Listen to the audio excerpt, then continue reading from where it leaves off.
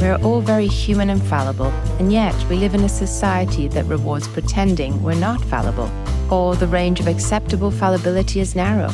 We are constantly comparing our insides to other people's outsides and feeling inadequate and guilty, even ashamed. Trying to blend in means parts of ourselves must disappear, and we must then live in fear that we will be found out. Here, together, we will create a space where we can laugh, cry, and carry our suffering and hurts lightly. In the service of being deeply human. This is Life's Dirty Little Secrets. Hello, I'm Chris McCurry, and welcome to Life's Dirty Little Secrets. And I'm Emma Waddington, and I'm so excited to have Diana with us again for season 2. Now, many of you probably know Diana, but I will do a brief introduction. She is a fabulous clinical psychologist and podcaster. She's recently changed the name of her podcast to Wise Effort, which is a topic that we'll be covering today. She has authored a few books, a fabulous, most recently written Self-Compassion Daily Journal, which is just beautiful. Her ACT Daily Journal, Get Unstuck and Live Fully with Acceptance and Commitment Therapy. And she also has ACT Daily Cards, which are lovely and really handy. She offers regular teachings in compassion and ACT, and she has a fantastic yearly retreat in Costa Rica, which I intend to attend at some point because it looks stunning. So welcome, Diana. So lovely to have you again. It's so good to be here with the two of you. I'm so delighted to get to talk to you about Wise Effort. I know it's the title of your latest podcast, but it's also, I know, a labor of love for you. And I think a really important topic for our listeners.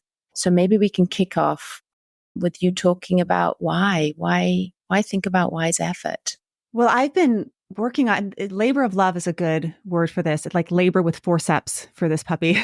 This is like been a while to get this one out of me. And because it's something that I, for a long time, have struggled with. The use of my own effort, my own energy.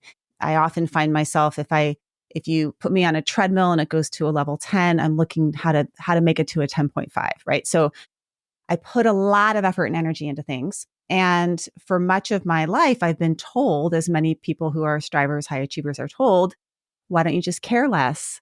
Why don't you just work less? Why don't you just take a break? And that solution never really did it for me, especially because there's some things that I care deeply, deeply about, that I have a lot, are high in terms of my values, but that maybe I'm not using my energy so wisely in pursuing those things. So Wise Effort is about energy. It's about how to use your life force in the world and seeing energy as something that's renewable, not something that's limited. And that maybe the way that we're going about it is a little bit off track. The first thing is to say thank you for going into this. I think we have a lot to learn from you. And you've always put so much into everything you've done. So I am really curious to understand how you make how you've come to sort of think about Wise Effort in terms of you said, the energy, and absolutely I'm guilty of that, putting a lot of effort into things that seem to be important, but then turn out to be perhaps less important. And then I feel, that I'm putting too much effort into something that maybe wasn't that key. So maybe can we guide the listeners into thinking more about how do we make a decision on what to put our effort into? Where does that begin? Well, I think it starts with curiosity. And the first part of curiosity is noticing that you maybe are stuck or your energy is bound up. Sometimes it's just going inside your body and kind of feeling that like tangle of tension and tightness and lack of spaciousness. Mm-hmm. And that may be a sign that you're engaging in maybe an unwise effort. And ultimately that curiosity can lead us to looking at really 3 things that I think bind up our energy, and they're linked to ACT, right? So they're also linked to Buddhist principles. When we get too attached, when we're gripping too tight, whether we're gripping too tight to an identity, we're gripping too tight to something that's changing and we won't let it go, or we're gripping too tight to a thought or belief system. That will lead to binding up our energy. We can't actually flow with change or flow with life or move towards our values, right? Because we're holding on. The second thing that can get in the way of us engaging with our wisest self or our wisest use of energy is avoidance, which is very, experiential avoidance, when we're being pushed around by avoiding discomfort, right? Because often our values are in the same direction of things that are uncomfortable to us. And then the third, which is sort of infused in the first two, is a self-story. We have stories that aren't really necessary reality. And those map on to what's considered the three poisons in Buddhism. The term wise effort is actually a Buddhist term. And I'm talking about it more generally, but it comes from the Eightfold Path of Buddhism, which is the path of enlightenment, the path of freedom. And that Eightfold Path has things like wise effort, wise speech, wise intention, wise concentration, wise mindfulness. And wise effort is just, in Buddhism, it's how you're relating to your mind, where you're putting effort and energy in your mind. But I really translate it also into life. So that's the first place that I would get curious is, am I avoiding something? Am I attached to something, or am I stuck in a story? Okay. And that's what I ask myself when I'm feeling, kind of clouded or stuck and maybe not moving in directions that I want to be moving in. I'd love if you don't mind giving examples of when we can be sort of stuck in a story or where we might be avoiding. Yeah, I don't know if you have any examples that you could share with us. Oh, so many.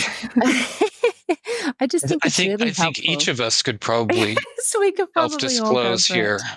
Yeah, I'm happy to. I just think it's useful because sometimes I think one of the biggest privileges that we have in the work that we do is we get to witness so much. And that, to me, in my sort of journey towards greater self-compassion, has helped me. I can see how we're just so very similar. And so I think to share some examples always helps. It's like, this is me getting stuck in a story about myself. So I thought maybe we could all give some examples. Yeah, when I lead workshops, I was just doing one last week. I say, do we want to give level 2 vulnerability, level 4, or level 10 here? Because it's helpful to kind of have a bit of disclaimer, because I could give you a 2-story or 4-story or something that's pretty hot and a live story. But I think just for maybe for my own self-disclosure benefits, I'll give you a 5. Something that's not super, it's not as much as I'm not stuck in it anymore, but I was very much stuck in it this past year, which was that my husband was diagnosed with severe vision loss over the last few years. He's been losing his vision. We first found it when I went up to the house, and he called me up there and he was like, honey, I can't see part of your face. Like, I can't see your eye. I can't see your nose. Wow. And this vision loss has been progressing over the last 4 years. And this past year, it got so bad that we've been having to do multiple surgeries and all sorts of things. But what I started noticing is that I would be in the kitchen with him, and he's like a bird. So he has to tilt his head a little to the right, or tilt it a little to the left, or up or down, to get the whole picture of my face when I'm talking. Wow. And I noticed that whenever he was doing that, I would look away. Like I couldn't look at him, right? Looking at me that way, because it reminded me that he couldn't see me, right? Yeah. So there's the avoidance. And then the other thing that it started to do was I would get into 10 steps ahead of where we are now, right? I'd get into, oh no, what does this mean? Like, he's not going to be able to, play sports with my kids anymore. He's not going to be able to drive. I had visions of me, our future together, which is not the here and now, but this is what we do. So I got stuck in a story around it. I was avoiding it. And then what was I attached to? I was attached to things always being the same. Of course. And all 3 of those, what they ended up doing, the more that I would do that, the less I was actually present for my husband, who's going through this thing that really needs somebody to be present for him. And also, the joy of the vision that he has right now. Right. Yes. So that's a level 5 for me. If you talked to me 6 months ago, it would have been level 10. But I've worked through it. And part of this wise effort process is also, okay, where do I want to put my energy here? Do I want to put it on avoiding this thing? Or do I want to open up to the possibility that engaging with him actually now is like a tremendous source of energy for me? All the doctor's appointments have been times when we've grown closer. And we've gotten really close over the past year doing this together. Yeah. Wow. What a beautiful story. And I'm humbled by your honesty, but also the way you're holding it with so much wisdom, and a beautiful example of wise effort really is. Because I'm sure we can all put ourselves in your shoes and feel exactly how you felt. This wanting to turn away and not wanting to see what's actually happening, and easily getting stuck in the fear of the future. Mm-hmm. It's beautiful. Thank you. Thank you for sharing. And I love to hear about, the energy. Absolutely. You're absolutely right. It takes so much energy to avoid. It saps our energy when we start getting stuck in avoidance strategies and not wanting to. And instead you put your effort into the connection and hearing about how it's led to greater connection. And sometimes that does happen. We get new things happen when we put effort into new things. We get new experiences. We discover new things. We find out that the very things that we were so terrified of turn out to be quite incredible. Not always. There's not always a great outcome, but we do, with curiosity and openness, we do find new things. Yes. And, when physicists define energy, they define it as the ability to do work or to produce a change, right? And there's, kinetic energy, which is the energy of movement. There's heat energy, and then there's potential energy. And I think a lot of times we lock up that potential energy that we all have. And we know, energy now it's been traditionally described in so many different ways. If you think about qi in terms of traditional Chinese medicine, or prana and yoga, or sisu. I saw you had Elizabeth on sisu in Finland. But it's also now being understood, like in that room with my husband, if you look at attachment theory and polyvagal theory, we're exchanging energy through our facial expressions, right? My looking away versus my looking at him, my engaging with him through my eyes or the tone of my voice is an exchange of energy. And that's all the potential energy that can become a renewable source for us if we learn how to tap into it and how to use it. And it requires us to be open, spacious, have enough room for us to flow through us and not be constricted and contracted, gripping too tight or running away. And that's what I've just gotten super fascinated in the realm of relationships, but also in the realm of work. The same thing of like working on a book or working on a podcast. Our energy can get all bound up, or sometimes it can flow super creatively. It's like, what's happening there when we're in that creative flow and we're engaged in a way that feels like we're showing up as our authentic selves. And that's really, I think, shifting into more of a wise effort space. I think a lot of it has to do with just where our attention is being, where we're paying attention, turning away, literally. Mm-hmm. But you could also be looking at someone, but thinking about something completely different and not connecting with them at all. So I've come to believe that everything's about attention and intention. And, what am I paying attention to right now? Is it the catastrophic ideas that I'm having about how this is going to go? Or am I just engaging it and seeing what happens? Emma and I are working on some little workbooks for kids, and sitting down and getting started is painful because my head is full of all the ways that this is going to be difficult or not turn out well or be poorly judged or whatever. But if I can get past that, then things actually do flow. In fact, I made myself a note, reminded me of that. Just work on it and it'll be okay. as opposed to finding, all kinds of ways of getting distracted. And sometimes, at least for me, it's not even getting past it as much as it is making a bigger container for it. Like if you drop a drop of food coloring into a glass versus if you drop a drop of food coloring into an ocean, the food coloring will have a very different effect. And because I don't get past, like I still see my husband tilt his head. I never get past it. I still see it. I have the pain. I have that. I notice it. And then somehow I stay with it and I make enough, like I make it like we're bigger than that. What's happening here is bigger than that. And the space, I mean, flexible attention requires space to be able to attend to this or attend to that. And I really do think it's having that flexibility of attention, because sometimes we do need to go into almost like we need to be able to have a narrowed attention. If I'm attending to a crisis here, I'm running, I'm like, this is really important, or I need to focus up. And then sometimes we need to have more expansive attention. But the capacity to move your attention freely in space is really a skill that we can, I do think we can cultivate that, creating more space for our feelings, creating more space for our minds, creating more space for our sense of self.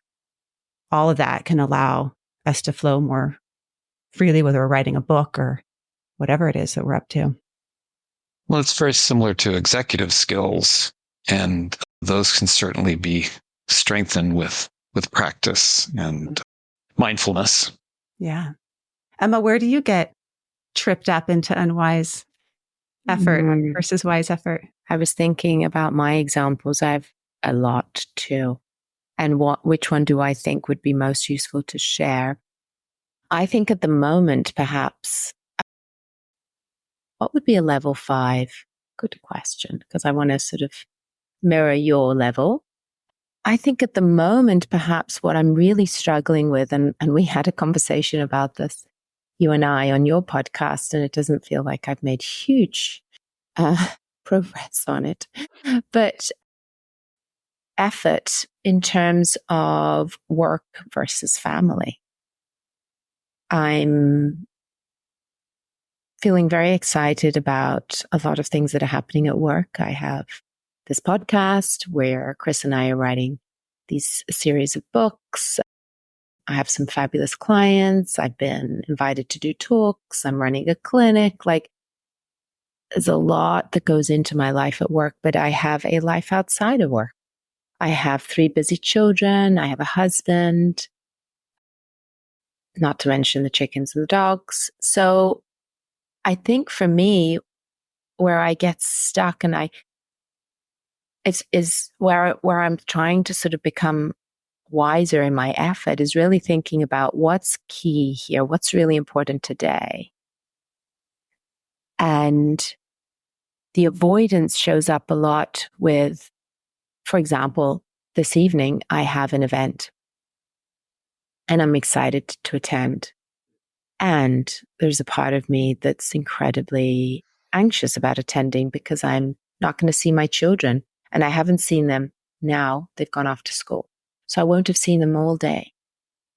And my self-story about being a mom does not include me not seeing them all day.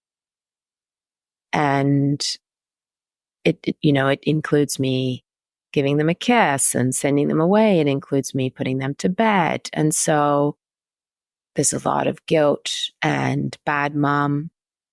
And at the same time, there is an excitement about the event and the possibility of meeting people who are like-minded and hearing about what others are doing in the world of mental health here.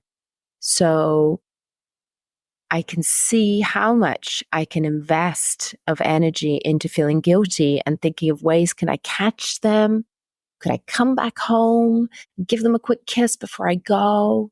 Or could I find a way to, cut it short and catch, the end of the bedtime? And all this effort can go into my mind in trying to figure out strategies to reduce my guilt and my anxiety about leaving them all day. And also sort of catastrophizing about, is this the beginning of the end? Am I going to become this mother who's never available because I'll just keep saying yes to all these things? Or I can lean in, and I've made a choice to go to this event and enjoy the event and notice the feelings of guilt, and tomorrow tell my children about the event. But yes, it's not easy. I can feel it everywhere in my body, this sense of the guilt and the bad mom story, the selfish mom, all you care about is work. Before we got on, I shared that line that my client had said to me of simultaneously, I feel like I'm simultaneously doing too much and not doing enough at the same time. And as you're talking about guilt and then about the event, I'm hearing, these two tells, these two values tells, like when I'm listening to a client talk about their day, I'm listening for two things: what brings them vitality and what do they regret? And so or what brings them pain, right? And so the guilt points to your values around your being a present mom, the interest around who am I going to meet and what's going to go on there, and that points to some of your values around maybe expanding, conversations about mental health and I've had people write in and say to me, "Well, Diana, like I'm living my values in my domains of my life. And I still feel like I'm burned out. I feel like I'm not doing enough, even though I'm living all these values out, and I feel like I'm torn between them." And that's sort of what you're kind of saying there, So I think sometimes we have to get a little bit more nuanced about values in the way that, like when I used to run a treatment center for eating disorders, we get a little bit more nuanced about eating. Like, because people would come in and they would say, like the metaphor here, they would say, like, give me the food plan and tell me how many carbs and how many proteins and how many calories I should eat in a day. And for a long time, that's how we worked with clients with eating disorders. We'd give them a food plan, right? And they would just leave more preoccupied with food and more stuck. And when I was working with eating disorders, we'd work with appetite awareness training. We'd also start to work with giving them the assignment of worth it, not worth it. And the assignment would be create a 2-column list. I'm going to do this with food, but then you could do it with your day, right? Create a 2-column list, and 1 column is worth it, 1 column is not worth it. So with food, it would be something like, oh, the first 3/4 of the cake is worth it, but the last quarter wasn't worth it. Oh, it was totally worth it to start eating more whole foods. Totally not worth it when I got really restrictive around counting calories. Oh, my mom's spaghetti was worth it, but the extra piece of garlic bread wasn't worth it, right? Because in the moment, in the context, what's worth it to you and what's not worth it to you is going to shift. And we expect to have some kind of food plan for our life, some kind of values. This is the balance that we're supposed to do, rather than attuning to the moment and saying, when is the point of diminishing returns here? Maybe it's 8:00. Maybe it's 10:00. What's worth it to you? I love that. And it also reminds me that sometimes we don't know things in the moment. Sometimes we have to look back and be really honest. Like I say to my clients and to myself, let's be really honest here. What really happened for you? What was that really like for you? Because we have a story about how it was. Oh, it was amazing. Was it? Let's really sort of sink into your experience. And it'd be okay that it wasn't what you were hoping for, or that you overstepped and you ate too much garlic bread, or you spent too long or too little, or, there is a boldness and a courage to being, truly honest. Because then we see where we didn't do things the way we would like. It's the only way we can learn, really. Yeah, that's the feedback that allows for learning to happen. I love that. I'm going to do that. I've written it down. Worth it, not worth it. Especially now for me, where I feel like I'm just tripping over myself on a daily basis. And I need to sort of, and the irony is I say, I don't have time to reflect. Yes, you do. And I was it Thich Nhat Hanh who said, you have to meditate regularly. And if you don't have time, you have to do it every day. I think it was something, I've just butchered it, but something to that effect that, the more stressed we are, the more, we're struggling with this idea of doing too much and yet not feeling like we're doing enough, the more we need to take time to reflect on what we're doing and why, because it does sap our energy and we feel depleted and tragically not, living the life that we want to, or we think we are, but in the end of the day, we don't. We just feel depleted. We also miss out on the sources of energy that are available to fill us up, that are available right here. When we're in that, I should be doing this, or I should be doing that, or I feel guilty about this, or we're missing it. We're missing that it's here. Tell me more. That feels really important. Well, again, I think it goes to a larger paradigm and problem. So zooming out big time, look at the planet is on my mind. I'm teaching a course right now that's part of a 8UC campus, University of California campus-wide course. It's part of a large research study run by Alyssa Eppel. And the course is on resilience for college students who are going into climate change work and that are coming in reporting a lot of distress around basically the future that they've been handed. I had a group of 10 students that our class is 50 students, but I had a group of 10, a small group of students, and I asked them, how many of you are thinking about having children? And all 10 of them said, no, I would never bring a child into this world. Never bring a child into this world. So, the distress, right? The urgency and distress, and the idea that our planet is broken and there's something that we need to fix about it, rather than looking at the endless amounts of renewable resources that are here, that the planet has a capacity to heal. The planet has wind energy, solar energy, all sorts of energy, and that we're kind of getting in the way of it, right?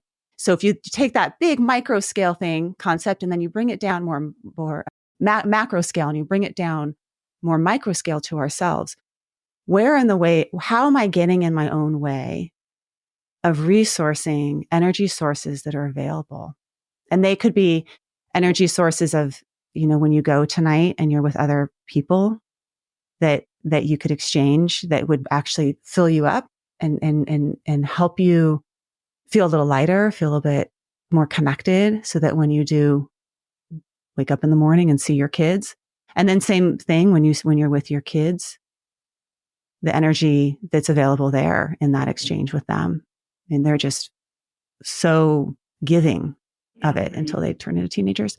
But yeah, as teenagers a little bit.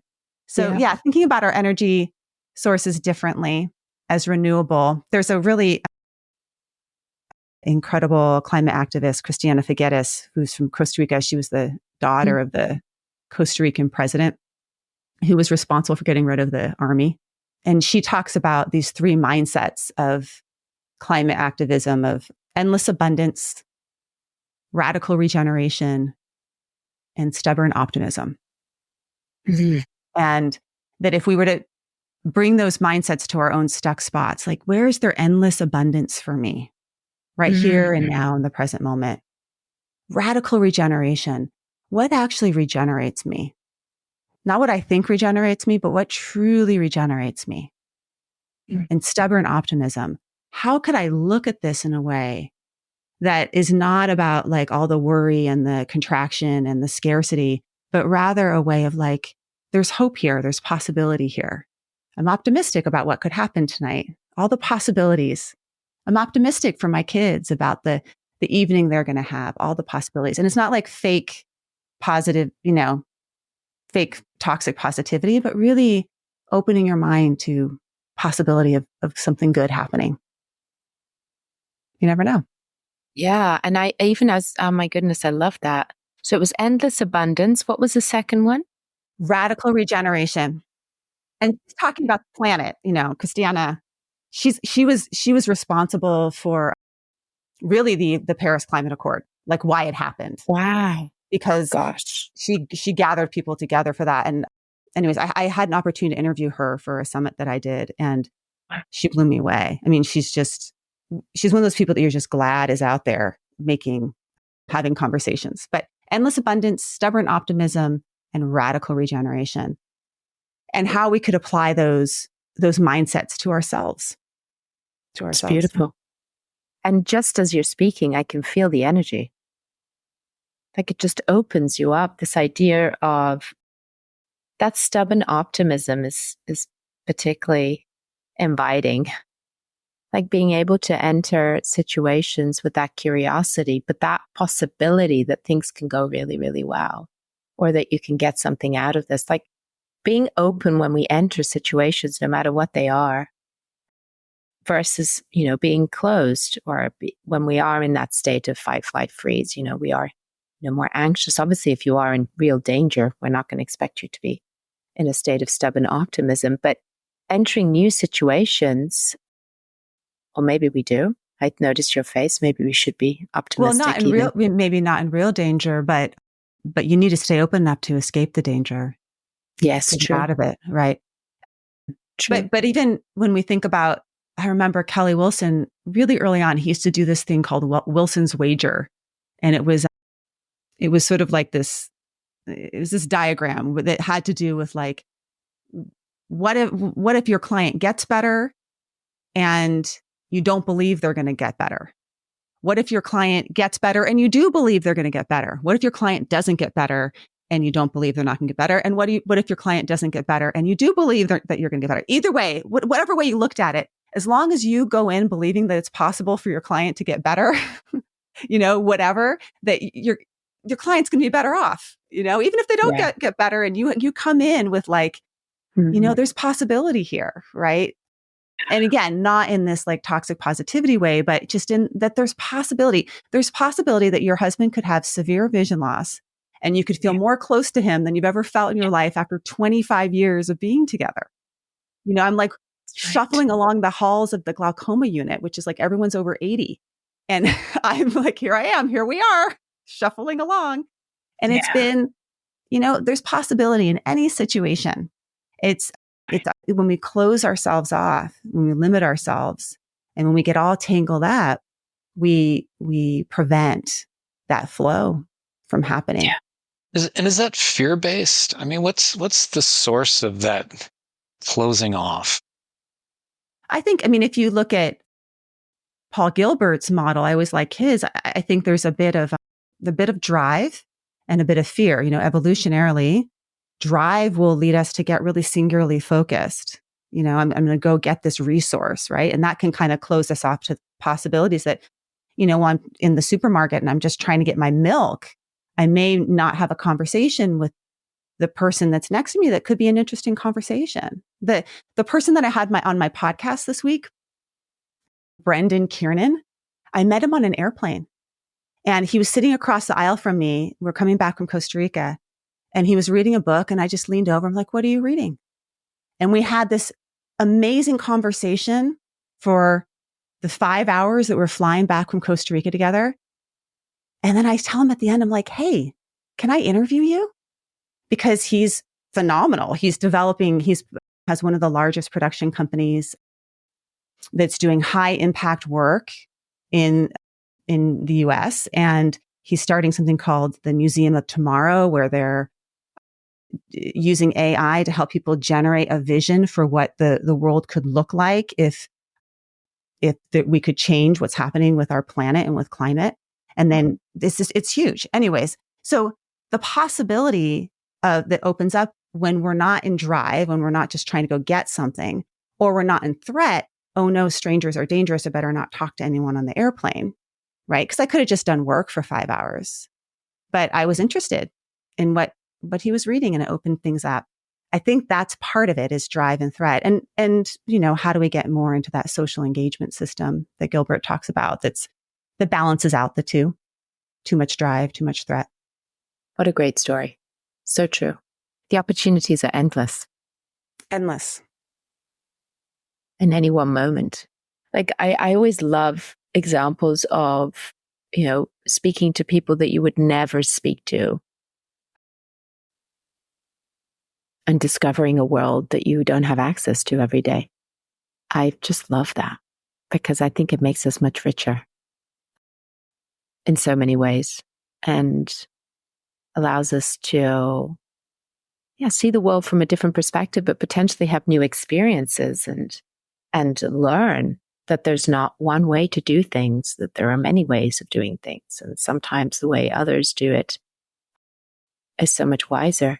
Remember Steve Hayes when he came on our podcast and was talking about the myth of normal? He spoke about how much we have to learn from some of the indigenous tribes on how they do things and how they find solutions. And I think he was talking about, was it a Canadian tribe? I can't remember which tribe it was, about how they manage water resources and how they never have scarcity despite, having, very wide sort of communities that are very dispersed because the way they handle it. And it's like, what can we learn from a community we don't often encounter? And potentially some people might have, some discrimination against. It's like opening ourselves up to, there are many perspectives and many versions of life and what we can learn from other people's perspectives and ways of living.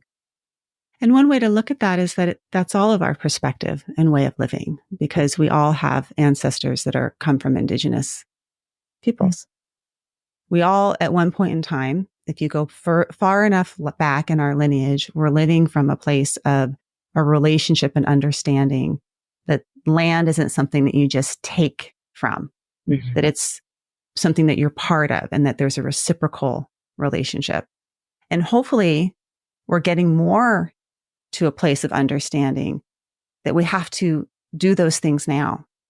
That the person that I met on the airplane is part of my family. You're part of my family. We're all part of one family. And if we don't figure that out, the earth will continue to go on. It's just that us human families won't necessarily be on it when that happens, because and Steve talks a bit about this, I think he's going there a bit more of, looking at sort of this bigger, broader, compassionate perspective that we naturally want to kind of make ourselves feel separate from each other. But in this world now, it's more than ever, we're starting to recognize, well, wow, if we aren't so separate as we think that we are, much more dependent on each other than we ever knew. Yeah. Yes. And that requires a lot of wise effort. Yes. Because some of our initial, another conversation we had with another one of your fabulous guests, Stephen Batchelor, who I can't believe I actually got to meet. He was talking about good and evil. And, when we get to dichotomous, when we think about, somebody's good, somebody's evil, or our version of the world is good, or our version of the world is evil, that limits us in our understanding and what we can see. And I think when it comes to groups, we're still quite tribalistic and we want to be divisive and we want to know who's on our team and who's not on our team and invest time and effort on the people who are on the team. But that can be too simple, especially in our day and age when resources are going to stop getting depleted. There's going to be more tribalism at a time when we need to be more open to connecting and relating to others, and how much effort that takes to become. It's like it is quite effortful in a way to, hold your ground and stick to your people, but it's also quite effortful to challenge that and to be open and curious. And we have to choose where our best effort will go. Exactly. What's worth your effort, and what effort, when you put into it, opens something up for you that then feeds you back. Right.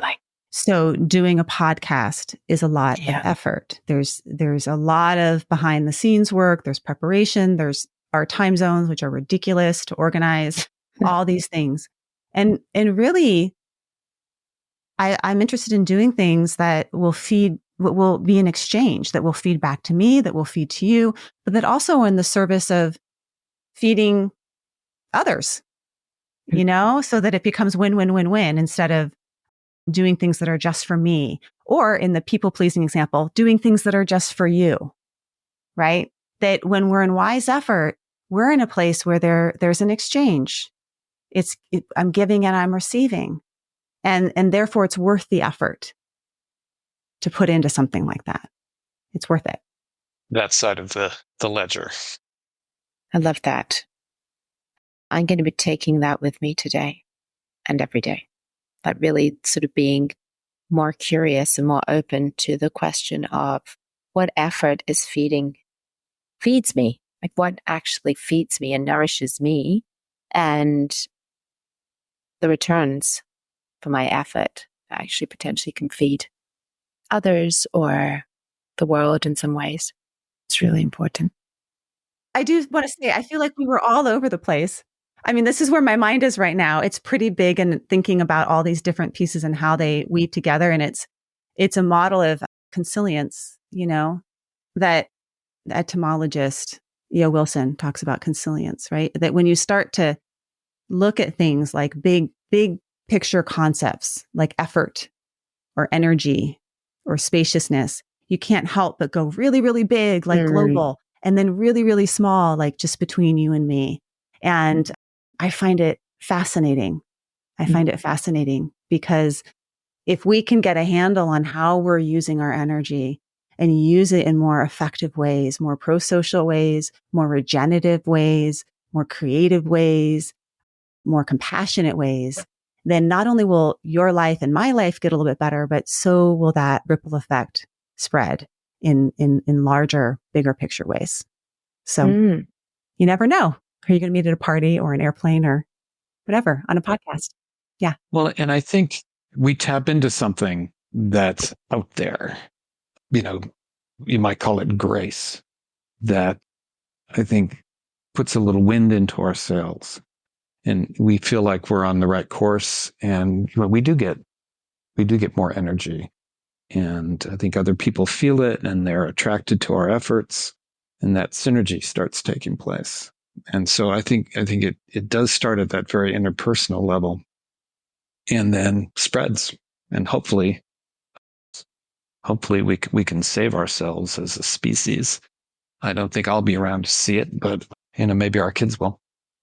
That'd be nice. Yeah, but even if we can't, we can enjoy the ride. Yeah, exactly. Yeah, that's right. So I think maybe some final thoughts on, how we bring it back to the moment to moment, right? It's really important to know what we can do about this now when it comes to wise effort. So I have 3 steps if you want me to get really stepwise for you. The folks that want the bullet points, give me the bullet points, Diana. What do we do? The 3 steps to wise effort. Number 1 is to get curious. Where is your energy bound up? When are you engaging in wise effort? When are you not engaging? Like to listen in, tune in to what's going on for you. And with a nod to process-based therapy, because I do have to nod, notice that your unwise effort is not only impacted by what's happening to you and how you're thinking about things relating to your thoughts, feelings, self, but it's also contextual. There's biological factors, there's social factors, there are environmental factors that are impacting you. So get curious about all of it. In the book I'm writing, I have people sort of map this all out. I have a wise effort map that we work on. And then the second step is open up to feeling. That's a whole skill set we can all work on. Open up to feeling. Open up your sense of self, maybe to something bigger than just you here. And open up your mind. There's a little stubborn optimism, right? Or the optimism part of things. Open up your mind. And then the third step, which is sort of a nod to Joseph Sorochi, my good friend, Joe, is choose wisely. Choose wisely in the important domains of your life, the domain of work or family or creative pursuits or leadership. Choose wisely. Where are you going to put your energy? How are you using it? This is precious. And is it you putting it in places that are rejuvenating to you, regenerative, aligned with your values? So get curious, open up, choose wisely. The 3 steps. Well, open, engaged, and aware. Open, engaged, and aware. Exactly. Yeah. And sometimes that means we have to say no. Yeah. Sometimes it means we have to say no. can never say no to Emma. That's a thought. Look where it's You need gotten to me. open your mind to that's just a thought. Yeah. But I think that is stubborn optimism, Chris. There's many ways to say the same thing, right? So we can use ACT to say it. We can use Buddhism to say it. We can use whatever. A lot of the things that I'm saying are all pointing to the same processes that are processes of ACT. I mean, that's where my roots are. I'm translating it into the form of energy and maybe expanding on it a little bit by including more contemplative, indigenous, and sort of broader kind of perspectives. But many people would say, well, ACT is just Buddhism, or Buddhism is just ACT, or, they're all principles that have been fleshed out in different ways that say pretty much the same thing. We could talk about, Freud and cathecting and decathecting. So it's a lot of people have been talking about the same thing, just with different vocabulary. Right. Different vocabulary, same stuff. And the bottom line is whatever's useful, right? Whichever way we talk to it, as long as it's useful and it helps us move in the ways that we want to be moving. Workability. All right. So now I will say it's time to wrap it up. Awesome. Thank you. Thank you so much. Great. This has been great. I'm feeling very inspired. Yes, me too. Really inspired. And I'm so glad I got to talk about this today, because I have been thinking, and it's funny how the universe does this, right? Brings us the conversations we need to have. Maybe I'm just ready for the conversation, but I needed to think about wise effort in my life. Yeah, I did too. Thank you. Thank you. Thanks so much for tuning into the Life's Dirty Little Secrets podcast. If you have any feedback for us or secrets for future episodes, you can email us at lifesdirtylittlesecretspodcast@gmail.com. Be sure to follow us on Instagram at Life's Dirty Little Secrets, or on Facebook at Life's Dirty Little Secrets Podcast. We invite you to follow, rate, and review us on wherever you listen to this podcast. It is the best way to get our podcast out in front of new listeners. We'll be back in a couple of weeks with more. See you then.